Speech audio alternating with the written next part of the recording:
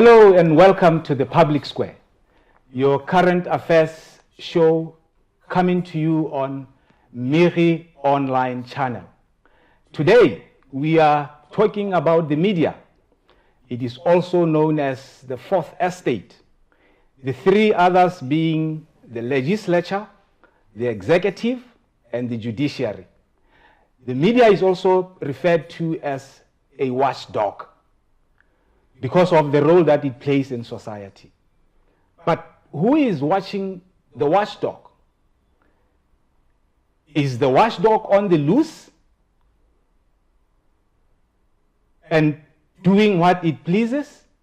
Or is the watchdog on a leash so that it can be restrained from doing what it pleases? In the studio, I'm joined by Professor Balule of the Law Department of the University of Botswana to help us answer some of these questions. Welcome, Professor Balule, to the Public Square. Thank you, Rembuya. It's my pleasure to be your guest today. I would like us to start from this point. Recently, there was this big summit that was held in Gaborone, and it brought together media workers, civil society activists, and academics, and of course many other stakeholders from the various sectors of society. And the summit discussed the issue of freedom of expression, especially as it relates to elections in view of the forthcoming elections later this year. What is freedom of expression? Right, thank you. Just in short, you will recall that Section 12, subsection 1 of the Constitution of Botswana guarantees freedom of expression. And when you go through that provision, it talks about the freedom of expression, including the freedom to communicate ideas, including communication of those ideas to the public generally. But maybe to simplify the definition of freedom of speech, I would say it is the ability of an individual or groups of individuals to communicate their ideas and beliefs without undue interference. And building on that, when you actually look at the nature of the right to freedom of expression, it has two dimensions. There is what we call the individual dimension. That is, an individual should not be unduly inhibited in expressing themselves. And when you look at that individual dimension, it also has got two components. One is that it actually protects the substance of what an individual wants to communicate to the public. And then the other aspect is it also protects the mode or the form that you choose to communicate those ideas. So this would be the individual dimension of the right to freedom of expression. And then the second is actually what we call the collective dimension. That is, an individual should be free to communicate with others, and then the public also has the general public also has a corresponding right to receive whatever an individual wants to communicate. Very well. Right. And what is the relationship between freedom of expression and media freedom? Right. At two levels. One, as I said, the media is a particular way of exercising your right to freedom of expression. Like I said, freedom of expression, the individual dimension protects the mode that the individual would have chosen to express themselves. Now, the other one is actually to look at the relationship between the two, because the media as an aspect of exercising your general right to freedom of expression, it is also considered to be an instrumental good that the media, we expect the media to facilitate the full enjoyment of the right to freedom of expression. Yes. Now, media workers often say they are exposed because media freedom or press freedom is not protected or guaranteed in in the Constitution. Is that a legitimate concern? Well, for me, it is not, because our courts have made pronouncements that media freedom is protected in the Constitution as an aspect of the right to freedom of expression. And yes, I do acknowledge that media freedom is not expressly covered in our Constitution, but you have to understand that in the context in which our Constitution, or the time that our Constitution was enacted. Ours will be what some people would call the first generation of constitutions, those countries that gained their independence in the 60s. You'll find that media freedom is hardly expressly mentioned in those constitutions. You perhaps would see an express mention of the term media freedom in the second and the third generation of these constitutions, because these are concepts that have been evolving over time. Yeah, so really, to the extent that our courts have made a pronouncement that even though not expressly mentioned, but freedom, that media freedom is protected as an aspect of the right to freedom of expression, I would say those fears will be perhaps misplaced. Thank you very much. Now, in terms of policy and the regulatory framework, are there any protections for media freedom? Right. Maybe to have a better appreciation, let me start my response by saying, what exactly does it mean that the Constitution guarantees media freedom? The protection that the Constitution accords media freedom, it imposes two very important obligations on the state. One is what we call the negative obligation, that the state should not unduly interfere with the enjoyment of the right to freedom of expression. And I use the term unduly to signify that media freedom, and including the greater right to freedom of expression, are not guaranteed in absolute terms. There is recognition that these rights can be limited for the protection of other equally important rights. Then for a limitation on freedom of expression and media freedom to be lawful, it must actually comply with the three conditions that you find in section 12, subsection 2, that it must be contained in or done under the authority of the law, that it must be shown to be serving a legitimate interest, and then that it must be reasonably justifiable in a democratic society. So, yes, the state is therefore under that obligation not to unduly interfere with the enjoyment of these rights. But the problem is when you look at the laws that we have in place here, many of these laws, in my view, are an undue interference on media freedom because they don't comply with those three conditions.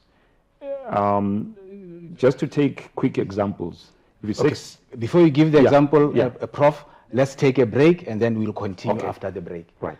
We are now going to take a break, and when we come back, the Prof will conclude his thought, and then we'll talk about now the threat, whether it's real or perceived, to media freedom.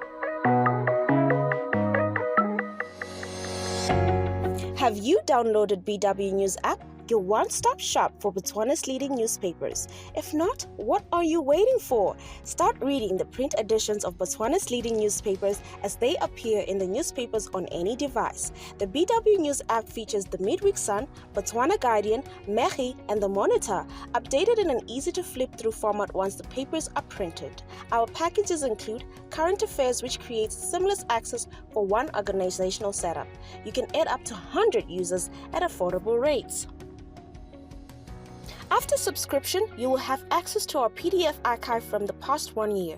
You will also receive notifications on your phone as soon as the newspapers publish. You can open your favorite title and share it in text format, and also change the font size and screen light to your choosing. Too busy to flip through and read?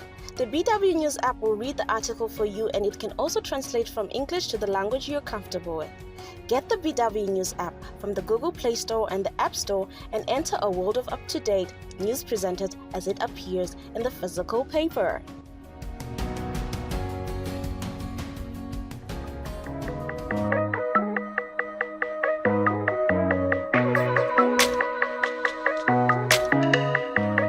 If you are just joining us, welcome to the public square.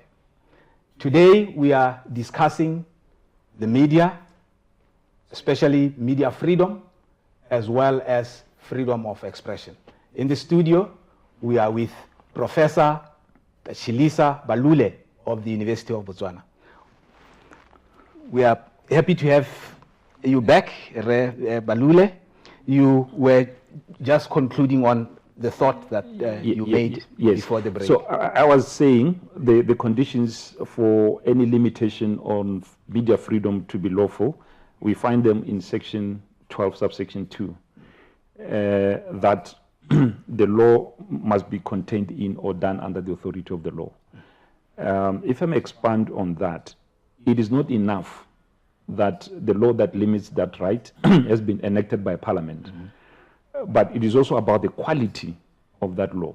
That's right. Meaning that the law must be unambiguous. It must be crafted clearly, that it should not give unfettered discretion to the executive. If a law gives discretion to the executive, there must be in place adequate mechanism to guard against abuse. And then thirdly, the law must be accessible. Now, the reason why I'm saying we have a number of provisions in our statute books which would amount to undue interference, because we have many provisions that are ambiguous, like Section 59, subsection 1 of the Penal Code, which criminalizes the dissemination of false and alarming news. And then you have provisions on sedition. Now, these are provisions that have been found to be ambiguous in many Commonwealth jurisdictions. So that's why I'm saying you may actually find that we have many provisions. The state is actually in breach of its negative obligation not to unduly interfere with the right, because we still have these laws that are vague. And then the second obligation is the positive obligation. Now, this is a fairly new development, that it is not enough for the state to sit back, because some of these rights, they depend on the state creating the right environment for the full enjoyment of these rights. In terms of media freedom, the state must create a conducive environment. For example, the state must put in place laws that protect journalists, that they work in a safe environment, come up with laws that provide for protection of sources, and also create the right economic environment for the media to be sustainable. As you know, it's a big challenge, really, economic sustainability. So it's actually the obligation of the state to put in place measures to alleviate the challenges that the media is facing. Very good. Yeah. The spate of lawsuits against journalists and media houses is always increasing. Actually, litigation against newspapers is now becoming an industry in Botswana. And journalists are very concerned that this is interfering with their work. Is that a legitimate concern? Well, I have not kept track on the number of lawsuits. But I would actually say it's perhaps not surprising to see an increase in the lawsuits, because our society is also developing. People are becoming litigious. People now have got access to lawyers. But I hope it is not a sign to show that our courts are are tolerating a litigious nation? It's a tricky one, because if we take defamation, if someone is suing a newspaper for defamation, an individual also has a constitutionally guaranteed right to protect his reputation. And then on the other hand, the media will be asserting that they have their freedom of expression. So where you have these two interests clashing, it will be the role, it's actually the responsibility of the courts to adjudicate and try to reconcile these conflicting rights. So whether or not, well, one could actually look at it as a negative, but on the other side, one could also say, yeah, but we see our courts actually doing what they've been set up to do, to reconcile conflicting interests in the society. Now, the issue perhaps would be, obviously, if there's a rise in the number of lawsuits, it may inhibit the media to do its work. And then I think equally important is how the courts then settle these disputes. And I know that a concern has been raised that of late, our courts have been generous to award damages as large as about $500,000. Yeah, that's actually worrisome, because in the past, I believe the average has been below 300,000. Yes. So one may actually ask, why have the courts all of a sudden become so generous? So from one side, this could be a concern. But then on the other, one would actually need to look at those individual cases where the courts were generous. And then particularly to find out whether the courts found what we call aggravating factors. For example, total disregard for the principles of good journalism, accuracy, fact-checking, giving an affected person an opportunity to state their views. So I would perhaps say, if those were there, one could actually say, well, maybe the courts were showing their disapproval of the approach that the journalists took in reporting. And maybe that would justify an award of that much. But then, if there were no aggravating factors, I would then be very worried. And in any case, it's not like our courts are not aware that awarding large sums would inhibit media freedom. And I recall having a discussion with one of the affected newspapers, because for me, $500,000 was alarming. And then I was saying, I would actually encourage you to take this case to the Court of Appeal, so that let's hear the view of the Court of Appeal. That's right. Because it has actually set a very bad precedent. Indeed. Yes. Indeed. We'll hold it there, Prof. We are going to take a short break, and then on the other side of the break, we'll continue our discussion with Professor Balule, and we'll focus now on access to information.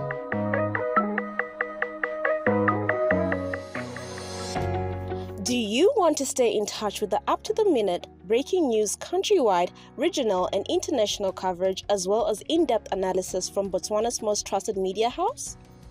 Then head over to www.megi.bw, where you can also enjoy access to premium articles, long reads, features, and exclusive opinions. Whether you're looking for updates on politics, health, education, business, and the economy, or sports, and many more, we have you covered.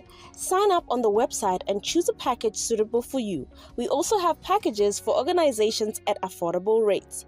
Visit www.megi.bw and enjoy the finest journalism and news you need to know.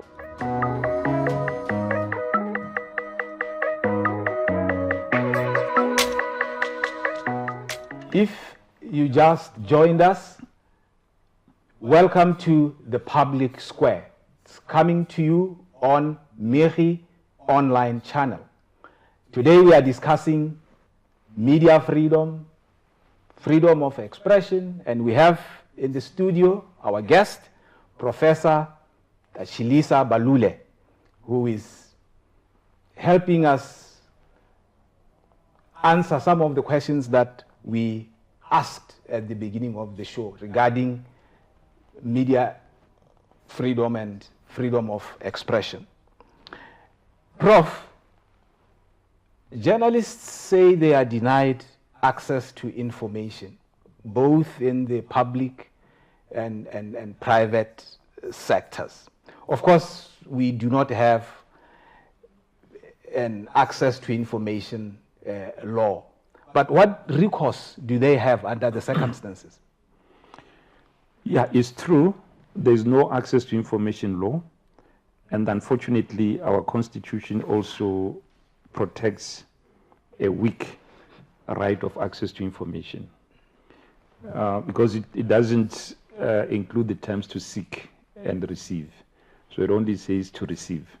And this term has been interpreted to mean that you only receive from somebody who's willing. So as it is, as an individual, you can't force the government to give you that information. However, there have been developments under the jurisprudence of the European Convention of Human Rights, upon which our constitution is based. And the court has said the government will be under an obligation, or any person will be under an obligation to provide you with access to information if you need that information for purposes of exercising your right to freedom of expression. I have actually authored a piece on that. And what I would actually encourage is for someone to then sue, take this matter to the courts, so that the court should make a pronouncement on that, to see, because in any case, our constitution is supposed to be interpreted in a way that embraces, embracing new human rights developments. Yes. That's good. Yeah. Very well. I would now like us to shift to broadcasting and electronic media. In the 2000s, Prof, there was the euphoria that the airwaves were being liberalized. Yes. In terms of making it easier, for instance, to enter broadcasting space in terms of TV and radio. Has that come to pass? Certainly not. One would have expected to see an emergence of a diverse, pluralistic broadcast sector. See, up to now, we've been dragging our feet to recognize community broadcasting. It was only last year that we saw an entity granted a license under the semblance of community broadcasting. We have 3 private radio broadcasters, but I'm actually disappointed that in the television sector, we still to see any active player at a national level. Now, I don't know what could be the constraints. Is it something that is economic, or is that simply the regulator not being willing to facilitate the promotion of diversity and pluralism in the sector? But in short, I would say yes, it's actually disappointing that almost 2 decades and we haven't really seen any growth in the broadcast sector. Actually, you just confirmed what many people say, that there is a barrier to entry. Would you agree that regulation is the biggest barrier to entry into the broadcasting sector? No, there's no doubt about that. Because look at how many years we have waited for a community broadcaster. There was the Broadcasting Act of 1998, which recognized community broadcasting. Then it was repealed. Then in the new act, community broadcasting was done away with. It was only last year that we saw community broadcasting making its way back now through regulations. And I really don't understand why we have not seen the growth of commercial television. Honestly. The regulator, BOCRA, is supposed to regulate the telecommunications broadcasting sector in the public interest. How independent is BOCRA? No, BOCRA is not independent. I don't think even the government has fooled anybody about its independence, because if you look at the law that is establishing BOCRA, you find conspicuous a provision which actually guarantees the independence of BOCRA. I don't know, but it could be that it's self-serving. Remember, broadcasting is the most accessible mode of communication. And if you liberalize that sector, imagine where there'll be, where BTV is going to have competitors, where people are actually going to get an alternative voice to what the government is saying. So that's just my personal view, that is actually deliberate from the government to starve people of information that they need, especially this time when we are preparing to go to the polls. Because this is where people need extensive information to enable them to cast an informed vote. So that's just my personal, that the slow progress that we see in this sector could be deliberate. Thank you. What about the internet? Does BOCRA have any say or control over the internet, given that it is actually in the internet, in the form of social media, where we find a lot of fake news, disinformation, and misinformation? Yeah, no, the jurisdiction of BOCRA also covers the internet. You see, this issue of disinformation is very tricky, because you can't really control it nationally, because internet is international by its nature. And it's also tricky, because once you try to legislate for it, people could also start crying foul that this is a form of censorship. But these are issues really that, for now, are addressed by self-regulation, the regulations for the particular platforms that we use. But yes, it's a bad thing, but it also calls for users to also be educated, to desist from disinformation. But BOCRA, I think what you could do is to encourage those platforms that may be under its jurisdiction to actually enforce the self-regulatory mechanisms to curb disinformation. Very good. Yeah. Thank you for watching The Public Square. We look forward to having you again next week. Prof, thank you very much. It was nice to have you on The Public Square.